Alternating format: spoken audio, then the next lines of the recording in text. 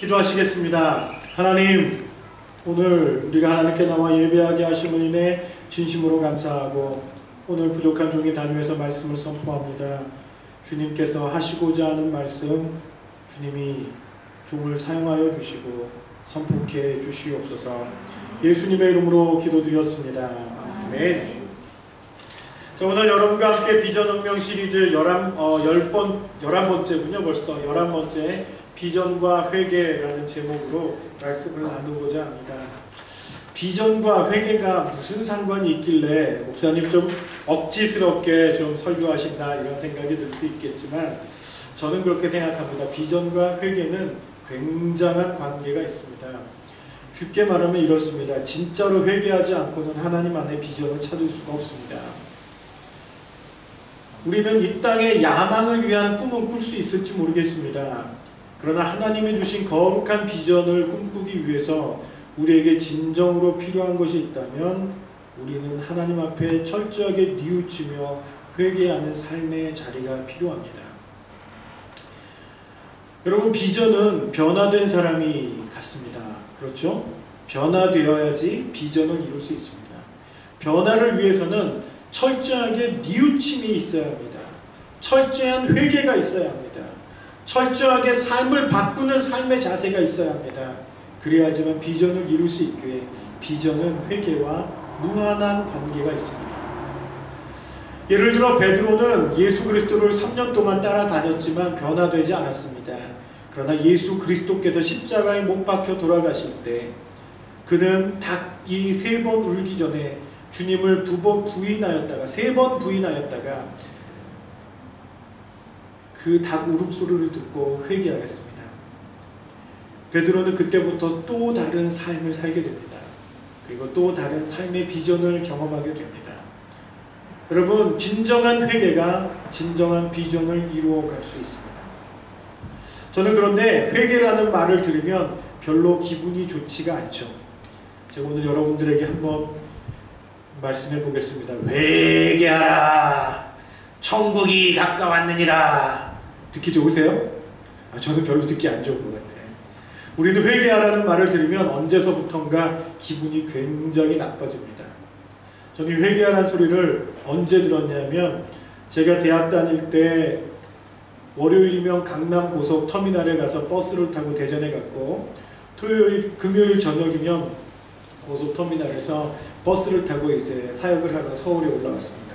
그래서 일주일에 2번은 강남 고속터미널을 가게 되는데 강남 고속터미널에 가면 꼭 이런 분이 있었어요. 지금도 계시는지 모르겠는데 빨간 옷을 입고 빨간 모자를 쓰고 뒤에는 예수 천국 불신 지옥 써붙이고 앞에는 때려잡자 공산당. 이게 무슨 상관인지 모르겠는데 앞에는 때려잡자 공산당, 뒤에는 예수 천당 불신 지옥.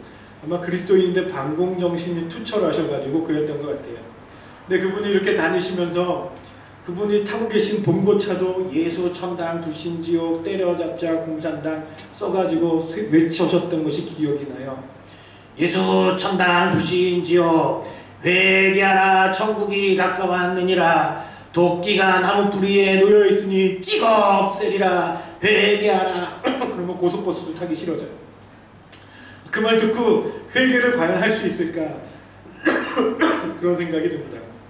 죄송합니다. 제가 어제 공항에 오고 나서 주일 준비하기 위해서 한 3시 반 4시쯤 잤는데 아침에 그냥 목이 갈라지면서 상태가 좀 급격히 안 좋아졌어요. 저를 위해 마음속으로 좀 중보해 주시고 제가 좀 목이 갈라진다 할지라도 양해해 주시면 고맙겠습니다.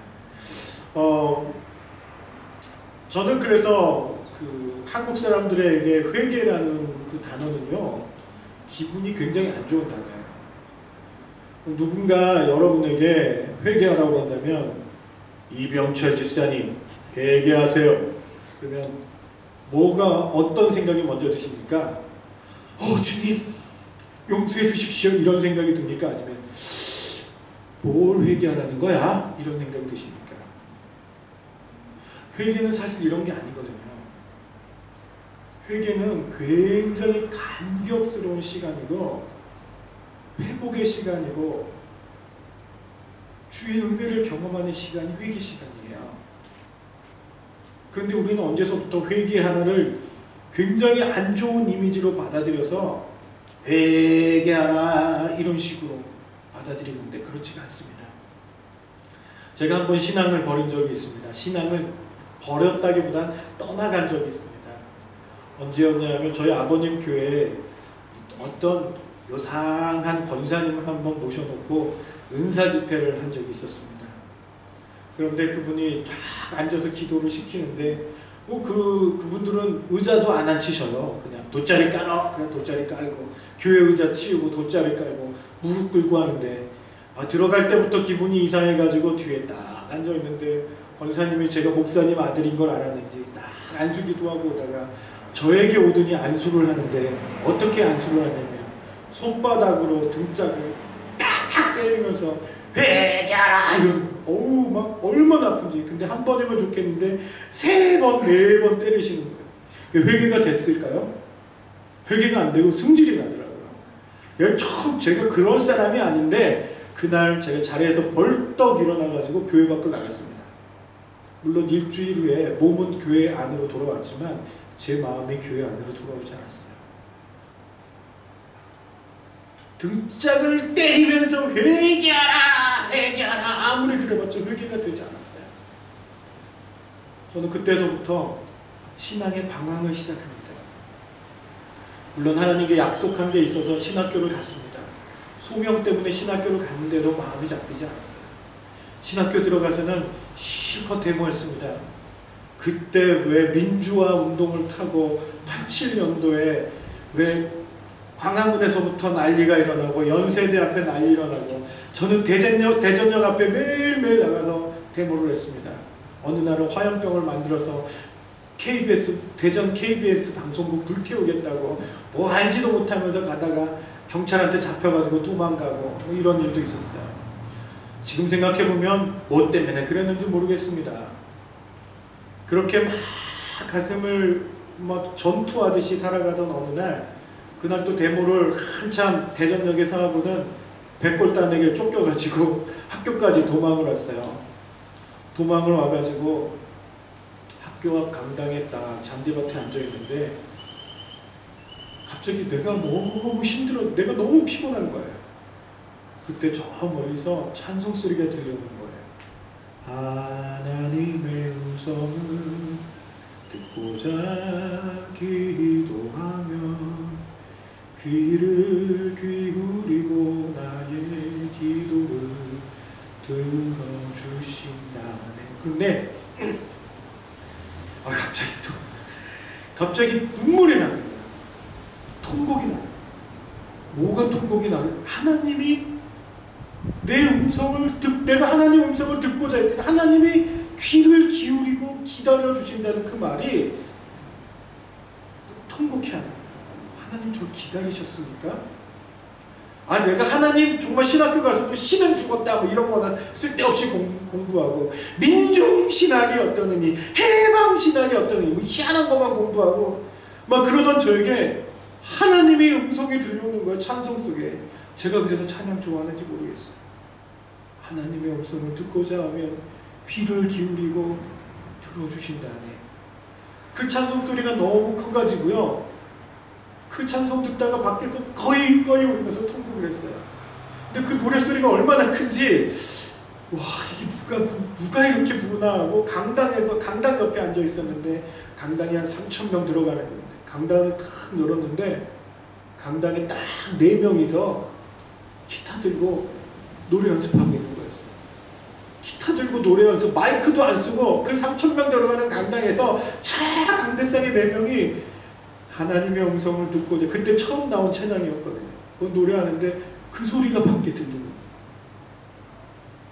근데 제가 거기서요 나를 기다려주시는 하나님의 은혜를 듣고 나니까 갑자기 눈물이 나면서 등짝 때리면서 회개하라 이럴 때도 회개 안 하던 제가 통곡을 하면서 회개했어요.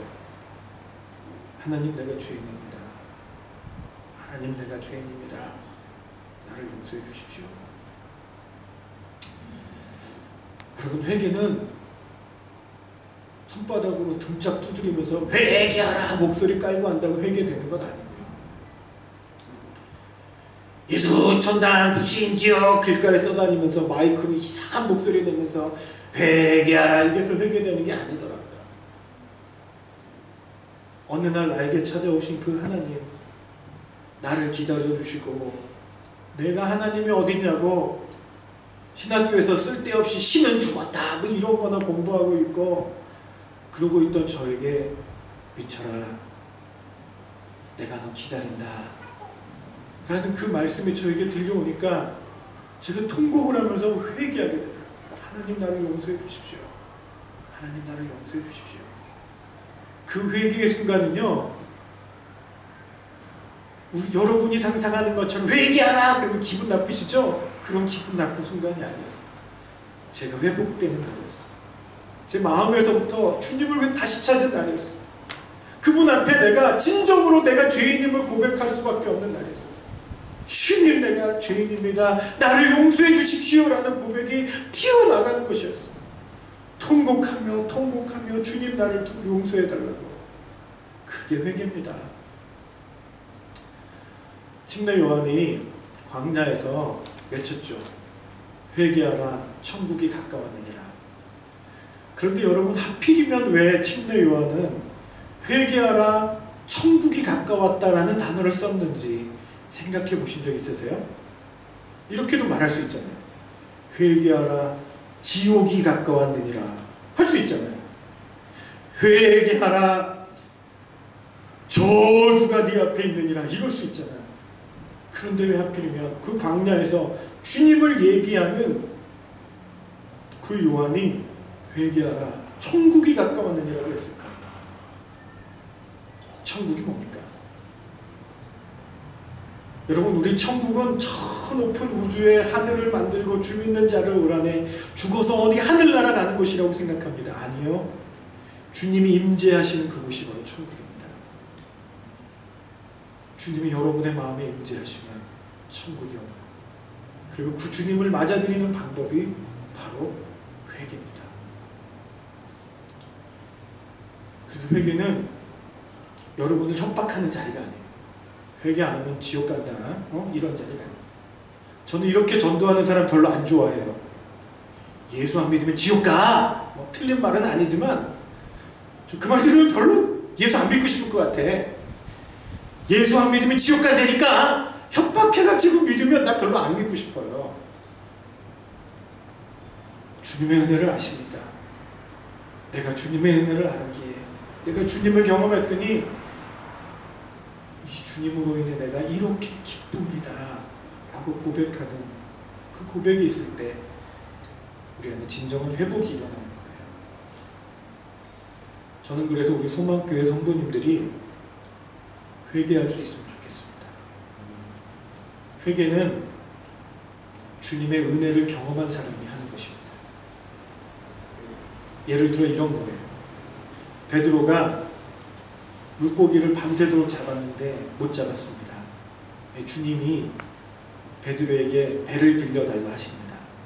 힘들어 죽겠는데 왜 배를 빌려달라 하시나 귀찮음에도 불구하고 배를 빌려드립니다. 주님이 그 배를 사용하시고 나서 베드로에게 묻죠. 네가 잡은 것이 있느냐? 베드로의 속으로는 이렇게 생각했을지 모르겠습니다. 얄미울 수도 있을 것 같습니다. 가끔 하나님은 우리 인간적인 생각으로 생각하면 좀 얄미울 때가 있는 것 같기도 해요. 아시면서 물으십니까? 밤새도록 잡았지만 잡은 것이 하나도 없습니다. 그때 주님이 뭐라고 말씀하시죠? 깊은 데 가서 그물을 던져보아라. 갈릴리 바다는 물이 맑아서 상식이 있는 사람은 한낮에는 깊은 데 가서 그 물을 던지지 않습니다. 왜? 그 물을 던지면 물이 너무 맑아서 그 물이 내려오는 사이에 물고기가 다 도망가기 때문에 맑은 날은 얕은 데다 그 물을 던지는 것이고 어두워지면 깊은 데 던지는 것이 상식입니다. 그런데 주님은 맑은 대낮에 깊은 데 가라 던지라 하십니다. 그때 베드로가 이런 말을 하죠. 주님, 내가 밤새도록 수고해서 잡은 것이 없지만 그 말은 결국 피곤해 죽겠지만 주님이 말씀하시니까 내가 깊은 데 가서 그물을 던지겠습니다. 그래서 베드로가 깊은 데 가서 그물을 던져요. 그리고 어떻게 하죠? 거기서 뭘 경험해요. 물고기를 잡는데 물 2배가 가득 차도록 물고기를 잡습니다. 상식을 뛰어넘은 은혜. 상식을 뛰어넘은 은혜. 그 은혜를 경험하고 물고기를 2배 가득 싣고 무트로 나가서 베드로가 어떻게 반응하겠습니까? 따라냅니다. 오늘부터 먹고 살 거 걱정 없습니다. 아이고 덕분에 물고기 많이 잡았습니다. 이렇게 고백했을까요? 아니었어요. 베드로의 고백을 잘 생각해 보세요. 자기의 평생 소원인 어부의 소원인 만선, 그것도 2배를 만선으로 채운 베드로가 한 고백은 주님 나를 떠나십시오. 나는 죄인입니다. 라는 것이었어요. 이게 바로 은혜를 고백한 자의 회개입니다. 저는 여러분이 하나님 앞에 온전히 회복될 수 있으면 좋겠어요. 회개가 될 수 있으면 좋겠어요. 회개는 여러분을 기분 나쁘게 하는 것이 아닙니다. 회개는 여러분을 하나님을 만나는 은혜의 자리까지로 이끌어가는 것이에요. 우리는 자꾸 남이 눈에 있는 것들은 보면서 내 자신은 보지 못해요. 그러나 회개의 자리에 가면요, 철저하게 내 마음을 보게 됩니다. 나를 보게 돼요. 전에는 내가 정말로 잘 사는 줄 알고, 내가 회개할 게 어딨어. 아유 나 정도 살면 나는 평생 남에게 해를 끼치고 산 적도 없어. 그런데 여러분, 하나님 은혜를 경험해 보셨나요? 하나님의 은혜를 딱 경험하고 나면 통곡을 하게 돼요. 그분의 그 존재 앞에 하나님 나는 죄인입니다 라고 고백하게 돼요. 여러분, 이사야 선지자가 이사야 6장에 보면 하나님을 경험하는데 천사들의 환상 중에 천사들이 노래하는 소리를 듣습니다. 이 스라비라는 천사들이 노래를 하는데 날개가 6이 달렸는데 한 날개는 두 날개로 눈을 가리고 두 날개로 발을 가리고 두 날개로는 날아다니면서 하나님을 찬양하는 그 영광의 소리를 듣습니다. 그리고 나서 그 영광을 경험하고 하나님의 은혜를 경험하고 이사야가 한 고백이 저는 안 잊어져요. 여러분은 어떨지 모르겠지만, 화로다 내가 망하게 되었도다 나의 입술은 부정한 자로다 라는 고백을 해요. 여러분, 하나님의 은혜를 경험하면 회개하지 말라고 해도 회개가 이루어져요. 그래서 회개의 자리는 하나님의 은혜를 경험하는 곳이에요. 기분 나쁜 곳이 아니에요.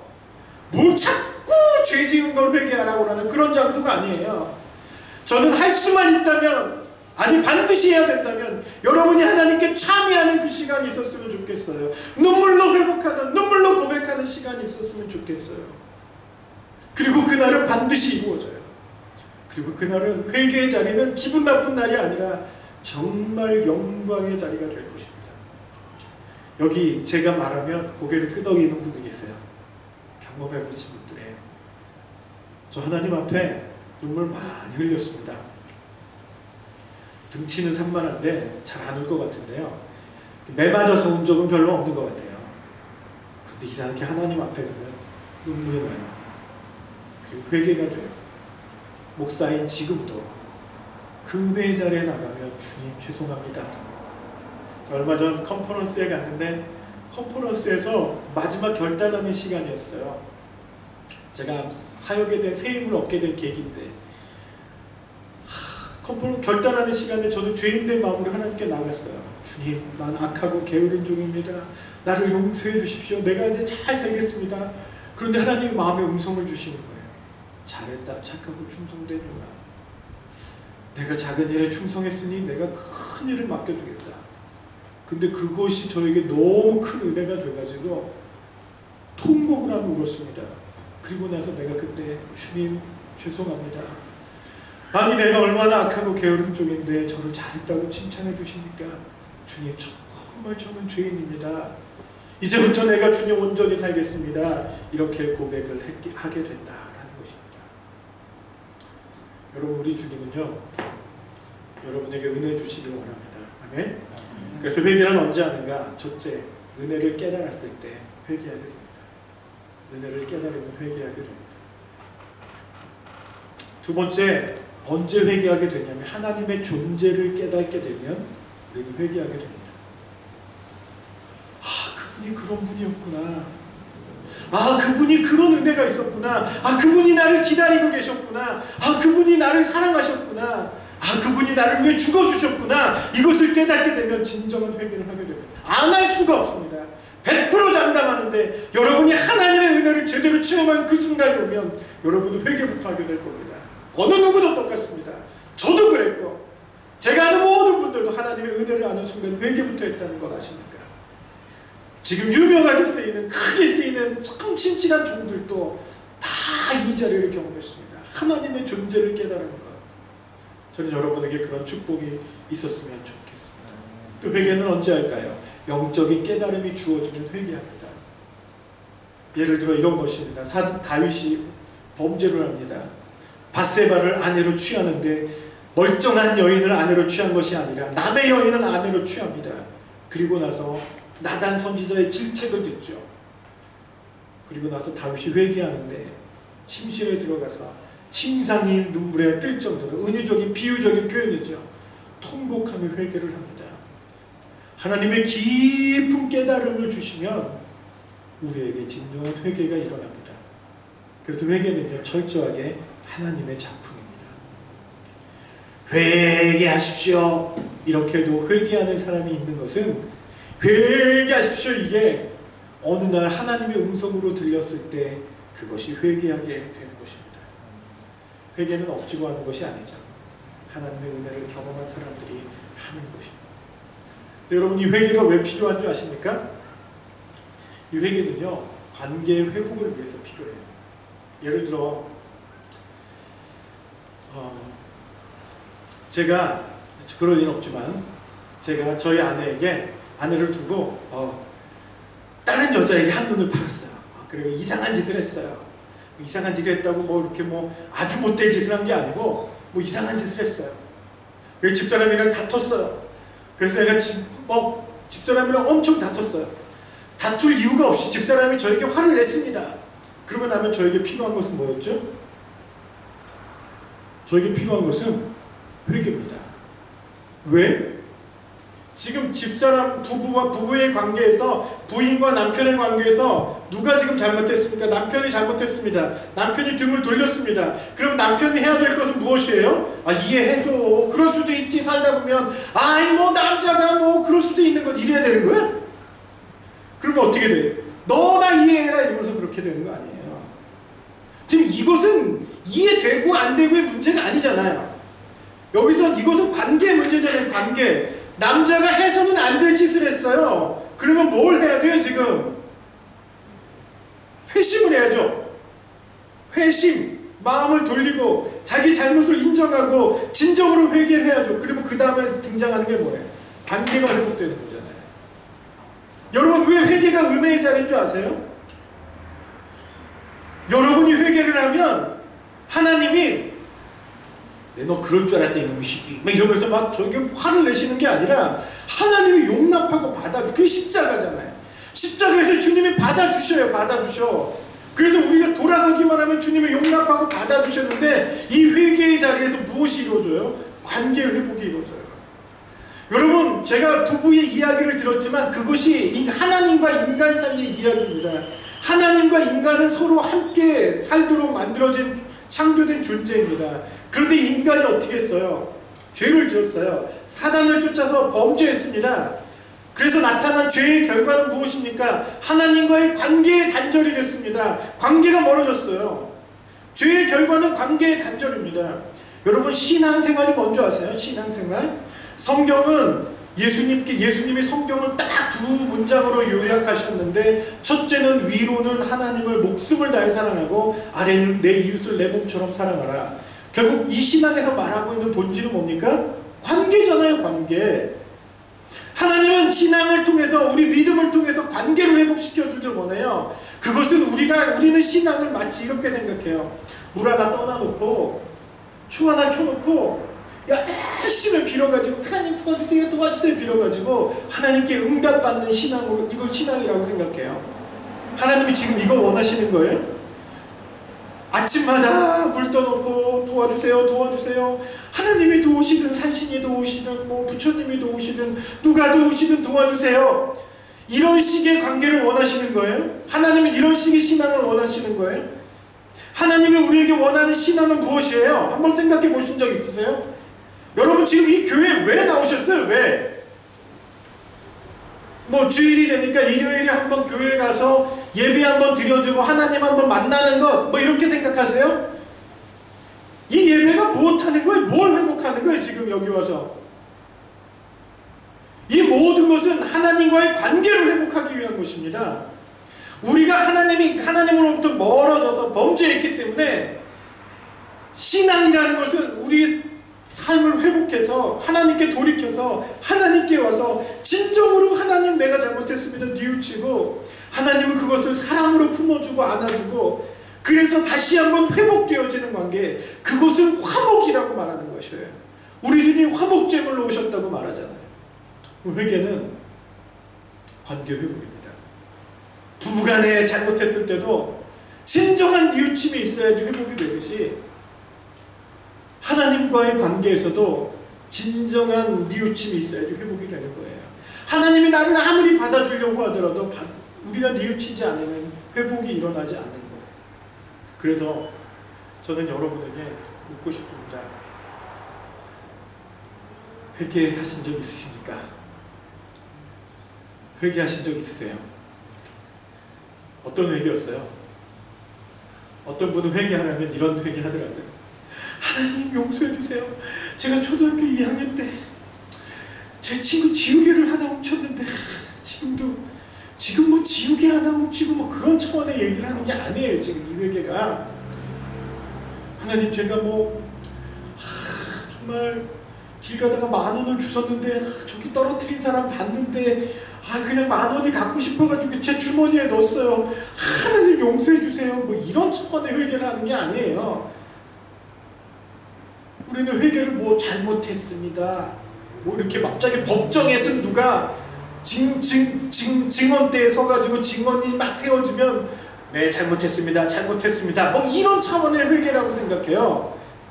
범인 취조하듯이 다루시는 하나님으로 생각하고 너 그거 잘못했지. 너 이거 잘못했지. 너 요거 잘못했지. 너 왜 그랬어? 그러면 우리는 죄송합니다. 이런 식의 회개라고 생각해요. 그러니까 어떻게 회개가 별로 의미가 없죠. 안 하고 싶죠. 내가 잘못한 게 뭐 있는데 따지고 싶지 않으니까 제가 그랬으니까. 그런데 진짜 회개를 알고 나니까 그게 아니더라고요.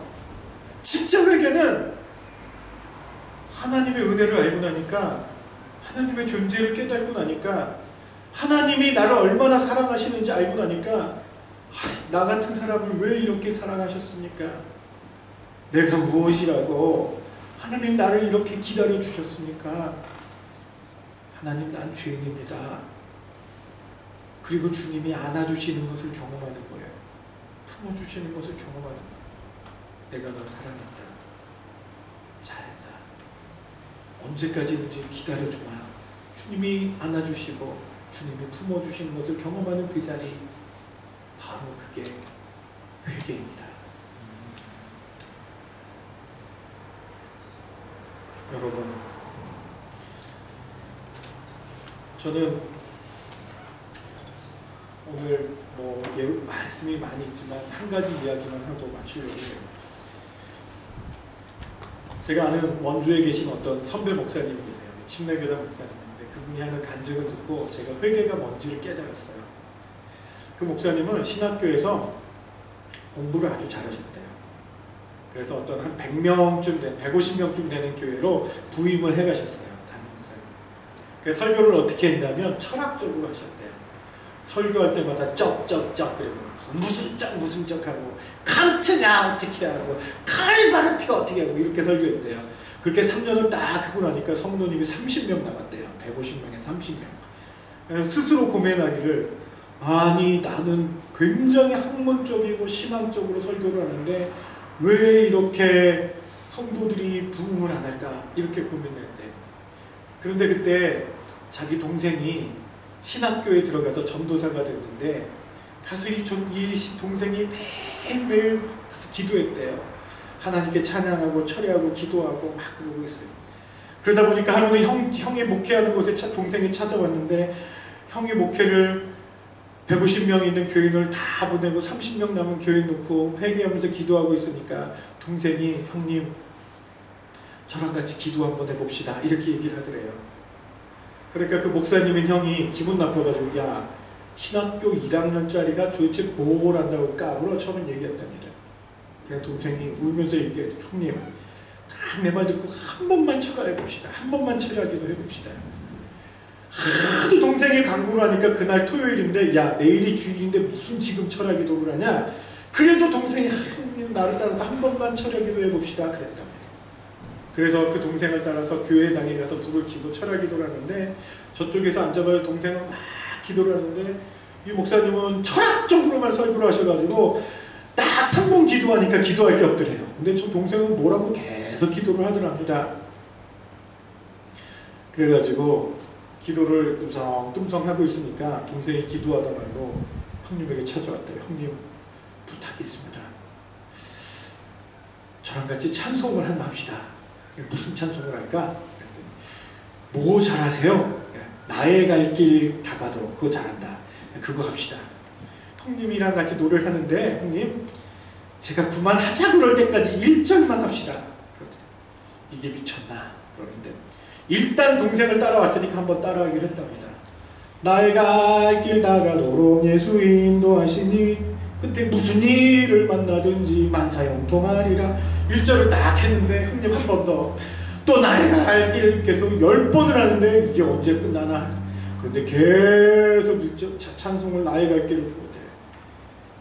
그런데 10번이 지나고 20번이 지나는데 갑자기 목사님 마음에 뭔가 팍 오는 게 있더래요. 나의 갈 길 다가도록 예수 인도하시니. 머릿속으로만 부르던 찬양 가사가 갑자기 가슴으로 탁 온 거예요. 나의 갈 길 다가도록 예수 인도하시니. 나의 갈 길 다가도록 예수 인도하시니. 내가 내 힘으로 갔고 내가 내 능력으로 했고 내 지식으로 했고 주님의 인도하시는 걸 경험한 게 아니라 그래서 그때서부터 눈물을 흘리기 시작했다. 이제는 동생이 다시 하지 않아도 나의 갈 길 다가도록 예수 인도. 1절 끝나면 또다시 나의 갈 길. 그날 그 나의 갈 길 다가도록 그 노래를 몇천 번을 했는지 모르는데 나중에는 눈물을 흘리면서 회개하면서 주님 나를 사랑해 주셔서 감사합니다 했대요. 그런데 이번에 동생이 성경책을 읽읍시다. 전도사가 목사에게 하는 거예요. 지금 성경책을 읽읍시다. 어디 읽을까? 했더니 갈라디아서 2장 20절. 갈라디아서 2장 20절이 뭔지 아세요? 내가 그리스도와 함께 십자가에 못 박혔나니 그런즉 이제 내가 산 것이 아니요 내 안에 오직 그리스도 예수께서 사는 것이라. 이 내용이 그 일자로 한 번 읽었는데 다 아는 내용 또 읽자고 하더라. 다 아는 내용 또 읽읍시다. 다 아는 내용 또 읽읍시다. 그런데 몇 번을 읽었는데 내가 그리스도와 함께 십자가에 못 박혔나니 그런즉 이제 내가 사는 것이 아니요 내 안에 오직 그리스도 예수께서 사는 것이라. 그 말씀이 팍 와가지고 하나님께 눈물을 흘리며 기도했대요. 하나님 내가 살았습니다. 주님이 살아야 되는데 내가 살았습니다. 내가 살았습니다. 하나님께 막 회개를 했대요. 이제는 멈출 수 없는 눈물이 나오고 통곡이 흘러가고 하나님의 위로를 경험하고 그래서 그 눈물 가운데 흘리는데 어느 기도하다 보니까 갑자기 방언이 막 나와가지고 방언이 나오고 하나님 기도하는데 조금 있으니까 막 불이 막 탁탁탁탁탁 켜지더래요. 새벽 기도 시간이 된 거예요. 새벽 기도문 오고 성도들 앉아서 기도하라 그러고 목사님은 통곡하며 기도하고 있고 새벽 기도 나온 성도님들 몇 분 되지도 않는데 쩍쩍 설교 들으러 왔다가 목사님이 설교 안 하고 저기서 통곡하고 울고 있으니까 뒤에 앉아가지고 성도들이 멀쩡하게 목사님 우는 거 구경하다가 목사님이 우니까 나도 울고 나도 우니까 너도 울고 온 성도들이 막 울었답니다. 그리고 좀 지나니까 주일 예배 시간이 돼서 목사님이 일어나가지고 단에 서가지고 말씀을 전하는데, 여러분 하나님은 이라고 했는데 거기서 또 눈물이 나가지고 설교를 못하고, 그런데 성도들은 목사님이 또 하나님은 하니까 그 하나님 생각하면 눈물을 흘리고, 그 교회가 그날부터 변화가 일어나고 밤마다 기도가 회복되고, 그리고 조만간에 150명이 아니라 500명, 600명 하나님의 아름답고 건강한 교회로 변화됐다고 합니다.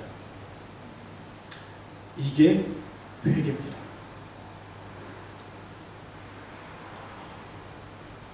여러분을 정죄하는 자리가 회개의 자리가 아닙니다. 여러분을 탓하는 자리가 회개가 아닙니다. 여러분이 하나님을 만나는 자리가 회개의 자리입니다. 하나님이 여러분에게 원하시는 게 있어요. 있는 모습 그대로 나에게 오라. 있는 모습 그대로 나에게 오라. 부족하면 부족한 대로 나에게 와. 하나님이 여러분에게 회복의 은혜를 주어주실 것, 부어주실 것입니다. 그래서 이 시간 우리 같이 한번 찬양해 봅시다. 있는 모습 그대로, 있는 모습 그대로 하나님이 여러분에게 원하십니다. 다시 한번 찬양해 볼까요?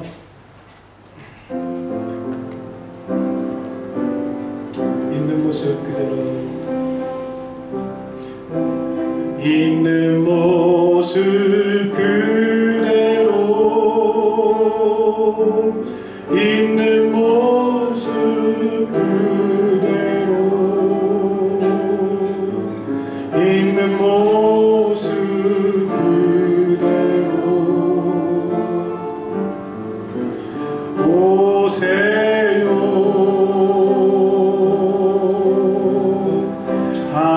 하나님은 당신이 있는 모습 그대로, 있는 모습 그대로 오시기 원하십니다. 여러분 이 시간 한번 이 찬양 다시 부를 겁니다. 자리에서 한번 일어나 보십시오. 그리고 이 시간 그냥 부르지 마시고 하나님을 생각하며 하나님 앞에 이 작고 단순한 찬양을 한번 반복해서 올려드리기 원합니다. 여러분 하나님 앞에 나가보신 적 있으십니까? 하나님이 여러분 있는 모습 그대로 받아주십니다. 네, 때로는 이기적이고 욕심 많고 때로는 내가 정말 악하고 죄인임에도 불구하고 우리 하나님이 받아주십니다. 하나님 안에 이러한 은혜가 회복될 수 있기를 소망합니다. 하나님은 여러분을 용서해주기 원하십니다. 하나님은 회복하길 원하십니다. 여러분 하나님의 은혜를 깨닫기 위해 있는 모습 그대로 나아가서 하나님을 만나고 여러분의 부족한 모습들을 하나님께 고백하며 회개하는 그런 시간 가졌으면 좋겠습니다. 이 시간 우리 다시 한번 고백합니다. 있는 모습 그대로, 있는 모습 그대로, 있는 모습 그대로 오세요. 하나님은 당신이 있는 모습 그대로, 있는 모습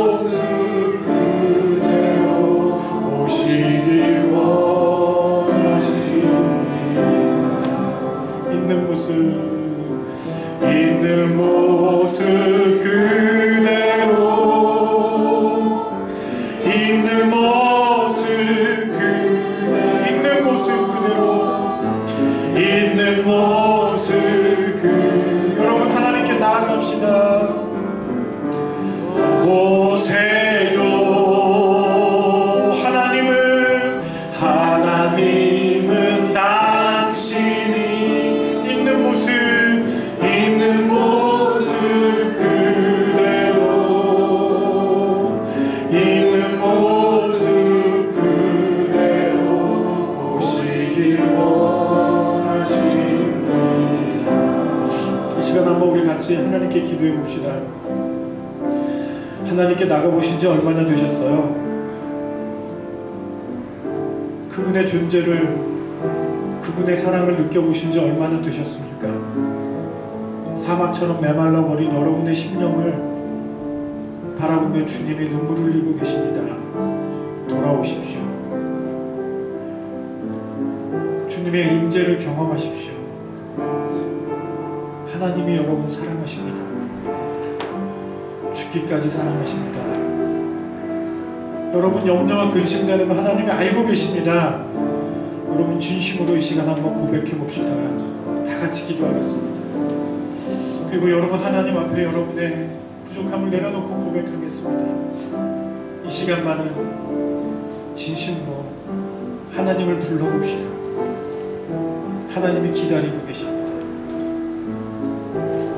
눈물로 침상을 띄우는 그런 마음으로 하나님께 통곡하며 기도하는 시간 갖겠습니다. 다 같이 기도합니다. 하나님, 이 시간 하나님 앞에 나옵니다. 당신을 잊고 산 세월이 얼마나 많은지, 당신의 은혜를 경험해 본 지가 언제인지, 사막처럼 메말라버린 내 심령을 놓고 통곡하며 기도합니다. 하나님, 여기 살아있는 성도들, 여기 주님 앞에 남은 소망교회 성도들이 하나님께 나와 눈물로 기도합니다. 주님 부릅니다. 주님 이 시간 성령님이 임재하여 주시고 주님 만져주십시오. 주님 만나주십시오. 주님 은혜를 베풀어 주십시오. 여러분 이 시간 한번 도전하기 원하는데, 여러분 혹시 하나님 앞에 오늘 이 은혜를 경험하기 원하시는 분들이 있다면 조용하게 한번 손을 들어 보시겠습니까? 주님, 내가 주님 은혜를 회복하기 원합니다 라고 한번 손을 들어 주십시오. 주님, 내가 하나님 만나기 원합니다 라는 분을 손을 들어 주시고, 힘들어도 그분들은 이 앞에 좀 나와서 앉아 주십시오.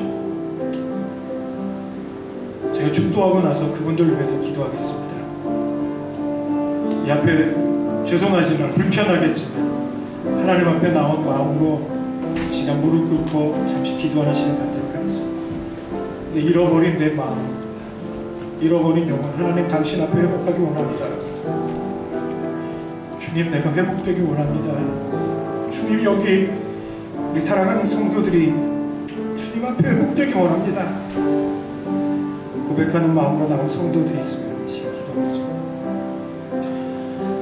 이 시간 제가 축도할 텐데요, 축도 끝나고 반주는 계속 해주시고요, 제가 돌아가실 분들은 자유롭게 돌아가시고 식당으로 가셔도 돼요. 여기 있는 분들을 위해서 제가 축복하며 기도하겠습니다. 제가 기도할 때 하나님의 은혜가 여러분에게 함께하기 원합니다. 같이 기도하겠습니다. 하나님, 여기 사랑하는 성도들이 주님 앞에 나와 무릎 꿇습니다. 내 마음이 너무 메말랐습니다. 언제인지 모르지만 돌처럼 차가워졌습니다. 하나님을 불러도 감동이 없었습니다.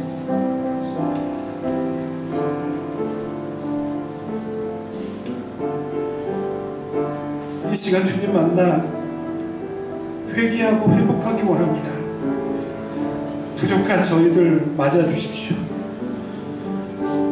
제가 손을 얹어 기도할 때 성령님 임재하시고 감싸 안아주십시오. 우리 하나님이 함께 하시리라 믿습니다. 이제는 우리를 죄 가운데서 구원해 주신 예수 그리스도의 은혜와 아버지 하나님의 영원 무궁하신 사랑과 성령님의 내주교통 역사하심이 이 자리에 머리 숙인 믿음의 성도들과 특별히 이 자리에 주님 앞에 나와 무릎 꿇고 결단하는 우리 사랑하는 성도들 위해 주의 은혜와 사랑과 축복이 지금부터 영원토록 함께 하시기를 주님의 이름으로 간절히 축원합니다.